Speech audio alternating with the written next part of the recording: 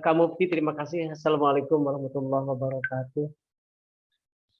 Alhamdulillah, sesuai dengan rencana akhirnya Allah izinkan ya Kak Mufti kita jumpa melalui Zoom meeting ini atau online discussion ini. Izinkan saya Kak Mufti share screen ya. Saya ceritakan latar belakang mengapa diskusi ini hadir karena saya kirim postingan dengan Kak Mufti di WA, lalu saya godain dengan beberapa topik, saya punya makalah, lahirlah, lalu beliau pilih yang ini gitu. Jadi tema kali ini adalah kita tentang sejarah, kata Kak Mufti ada perhimpunan guru sejarah di Banten gitu. Jadi makanya dipilih tema berjudul History as Discourse ya. Sejarah sebagai wacana. Sejarah sebagai wacana atau history as discourse ya. Supaya ini ditampilkan sebagai dokumen sejarah juga ini. Baik. Sekali lagi semoga semuanya dalam keadaan sehat walafiat, tidak suatu kurang apa, dan saya ingin juga Kak Mufti dan teman-teman sekalian berdiskusi, sharing pemahaman dan bertukar pikiran dan ilmu pengetahuan ya dengan teman-teman sekalian.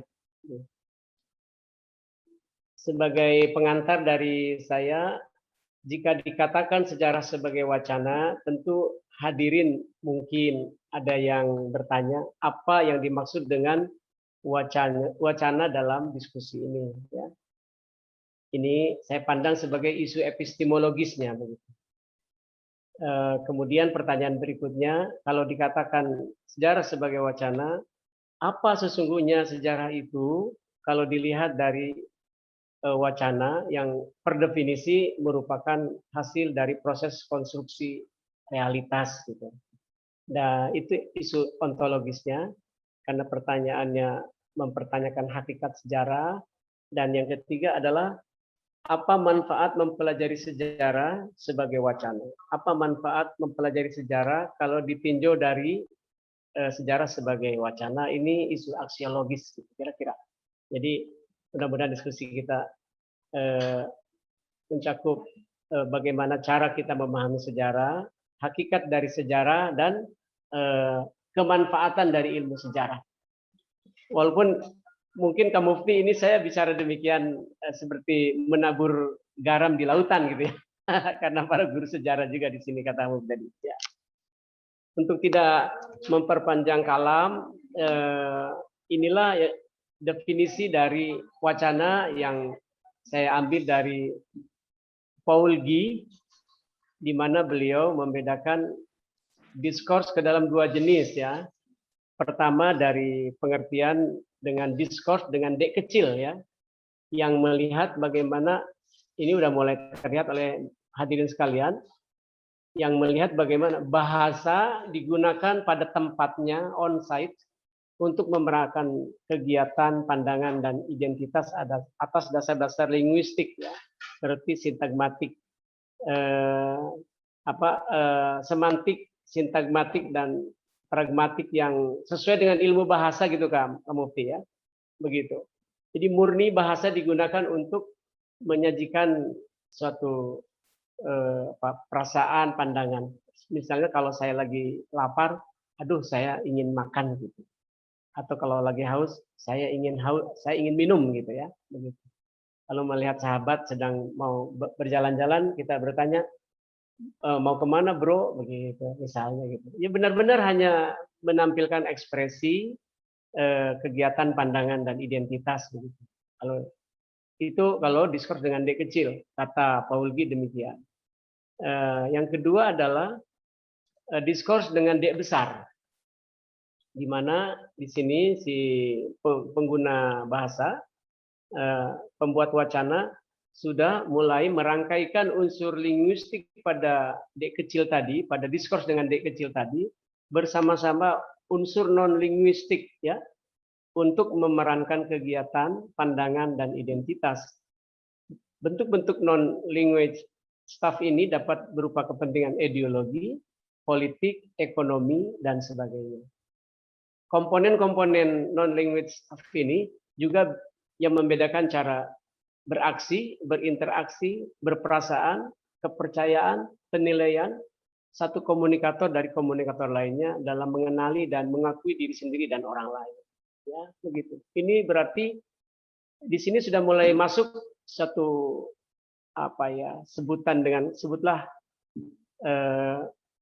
dengan sebuah istilah namanya politik bahasa, begitu ya, atau strategi berwacana, begitu. Nah, ini tidak lagi bahasa digunakan hanya untuk merepresentasikan realitas, tapi sudah mulai dipakai untuk kepentingan macam-macam. Paling mudah kita melihatnya, teman-teman sekalian, dalam dunia marketing, ya, periklanan, betapa bahasa digunakan. Bahkan tidak dengan panjang lebar, tapi sudah berhasil membentuk makna, kan, gitu, makna ya, kalau dalam periklanan ya, dalam marketing ya, begitu. Dalam dunia sastra, bagaimana puisi itu, kalau bahasa itu diberi leveling mulai dari semantik, lalu sintaktik sampai pragmatik, maka ini kalau dalam pengertian diskurs dengan D besar, mainannya itu udah dalam dunia pragmatik, bahkan beyond gitu ya, karena ada unsur politik. Dalam dunia kampanye, dalam dunia dukung-mendukung. Kalau dewasa ini dalam dunia buzzer-membuzzer gitu ya, kamu ya, itu adalah bermain-main dengan diskurs dengan D besar. Gitu ya. Kalau ada para mahasiswa di sini yang masih jomblo juga, itu berarti kurang cerdas dalam berdiskus besar ya, meyakinkan calon mertua gitu ya. Ini bisa digunakan nih untuk supaya segar nih diskusi ya, jangan terlalu serius ya, begitu. Atau kamu kalau menulis buku itu, waduh luar biasa bukunya, penuh dengan D besar, sehingga judulnya saja sudah menghentakkan ingin membaca gitu, menghentakkan keinginan membaca karena udah kemampuannya berdiskus dengan D besar. Hadirin sekalian yang berbahagia, prosesnya begini dalam pandangan saya, bagaimana sebuah diskurs itu dibuat, disusun melalui proses apa yang saya sebut dengan proses konstruksi realitas, yang saya gambarkan mulai dengan pandangan seorang konstruktor melihat realitas pertama, entah itu keadaan, benda, pikiran, orang, peristiwa, dan sebagainya. Lalu ketika si pelaku konstruksi ini ingin membuat wacana, ingin membuat diskurs, terutama dengan D besar, atas realitas pertama ini, dia dipengaruhi oleh berbagai dinamika yang mengenai dirinya. Entah itu eksternal maupun internal ya, begitu. Internal diantaranya ideologis, idealis ya, dan sebagainya. Internal, eksternal diantaranya kepentingan pasar, kepentingan sponsor, dan sebagainya. Nah, hal ini semua akan mempengaruhi kepada strategi mengkonstruksi realitas dalam bentuk strategi signing, yaitu pilihan simbol yang akan digunakan, pilihan kata, susunan kata, pilihan istilah, susunan istilah. Kalau dalam gambar juga pilihan gambar, letak gambar misalnya. Lalu strategi framing yang kedua adalah strategi si pelaku konstruksi ini akan memilih dan memilih fakta. Fakta mana atau data mana yang akan masuk ke dalam wacana, mana yang akan dikeluarkan dari wacana. Ya.